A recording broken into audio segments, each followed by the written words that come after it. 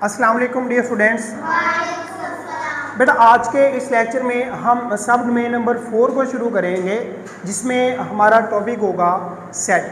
आज के इस लेक्चर में हम सेट का कॉन्सेप्ट, सेट की डेफिनेशन सीखेंगे। फिर नेक्स्ट लेक्चर्स के अंदर इंशाल्लाह इसकी एक्सरसाइज की जानिब मूव करेंगे। तो फर्स्ट ऑफ ऑल बेटा सेट को देखते हैं। सेट किस चीज़ को कहा जाता है? जब भी मैथमेटिकली आपने सेट को डिस्क्राइब करना है तो सेट का जब भी नाम आए तो आपके जहन में ये बात आ जानी चाहिए, सेट कहा जाता है कलेक्शन को। सेट किसको कहा जाता है?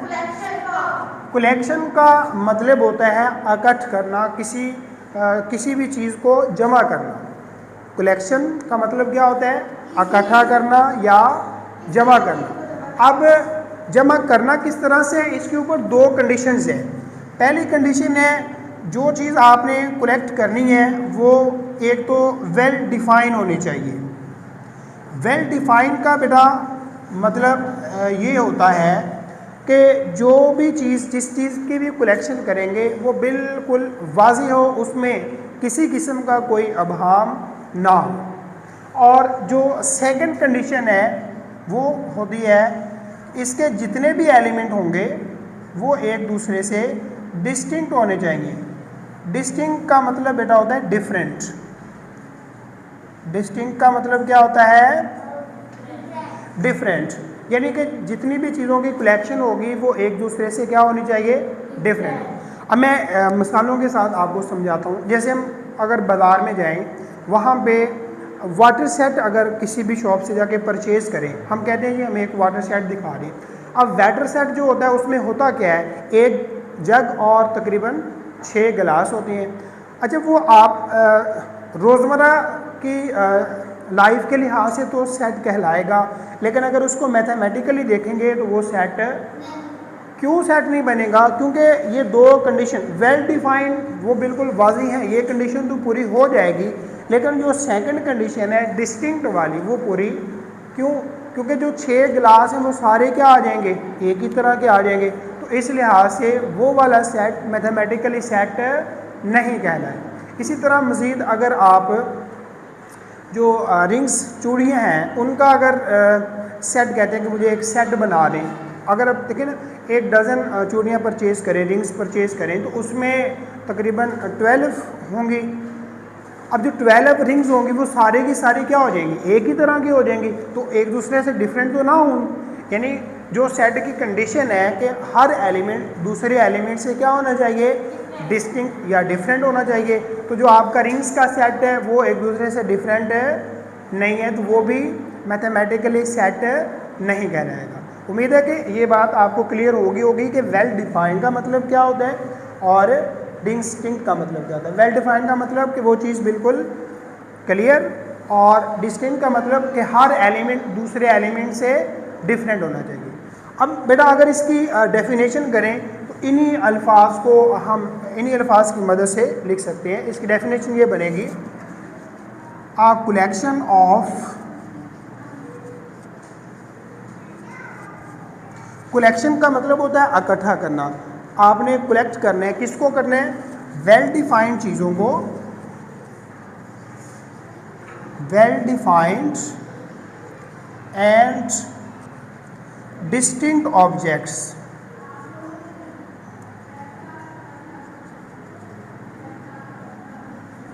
जी बेटा ये डेफिनेशन बनेगी इसकी। सेट की डेफिनेशन है, a collection of well defined and distinct objects. और इसको बाद बुक्स के अंदर distinct collection of well defined objects मुख्तलिफ तरीक़ों से लिखा होगा। जिस तरीके से भी लिखा है आपका कॉन्सेप्ट क्लियर होना चाहिए कि इसके अंदर दो कंडीशंस हैं, एक है वेल डिफाइंड की और सेकंड है डिस्टिंक्ट की। अब बेटा अगर इसको मैथमेटिकली हम देखें तो इसको जब आपने लिखना है तो करली ब्रैकेट्स के अंदर लिखना है। किसी भी सेट को जब आपने लिखना है तो किस तरह से लिखना है? करली, यानी कि दरमियानी ब्रैकेट्स के अंदर। और इसके अंदर जो एलिमेंट लिखने हैं, मिसाल के तौर पे मैं काउंटिंग के लिहाज से लिखता हूँ, यहाँ पर मैं लिख देता हूँ 1। अब 1 के बाद अगर 2 लिखना है तो उसको कॉमे के साथ क्या करेंगे? सेपरेट करेंगे। कॉमे के साथ क्या करेंगे? अब ये हमने एक सेट बना दिया कि इसके एलिमेंट बिल्कुल वेल डिफाइंड भी हैं और एक दूसरे से डिफरेंट भी हैं, तो ये सेट बन गया।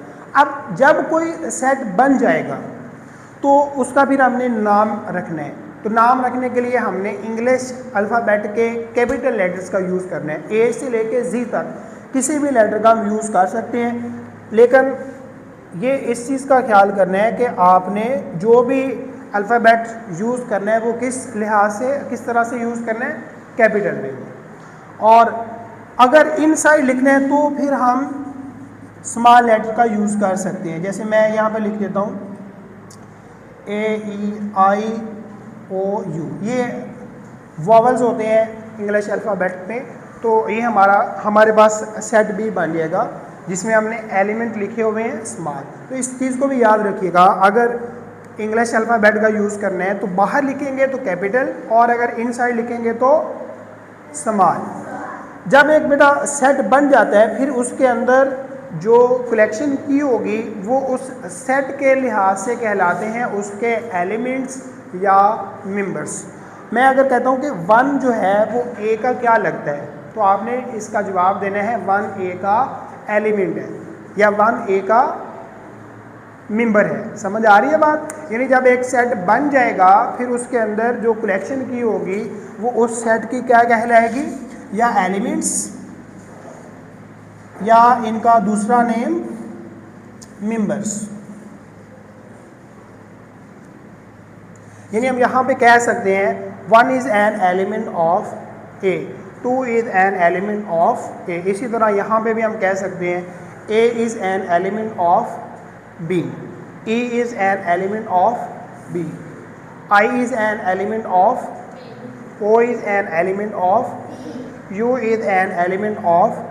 और अगर बेटा इस चीज़ को मैथमेटिकल लिखना हो तो फिर इस तरह लिखते हैं। जैसे मैं 1 को लिखूंगा तो ये लिखूंगा 1 बिलोंग्स टू ए, यहाँ पर लिखूंगा 2 बिलोंग्स टू ए। ये जो गोल नुमा ई है इसको पढ़ते हैं बिलोंग्स टू। क्या पढ़ते हैं? ये कैसे पढ़ा जाएगा? 1 belongs to A, 2 belongs to.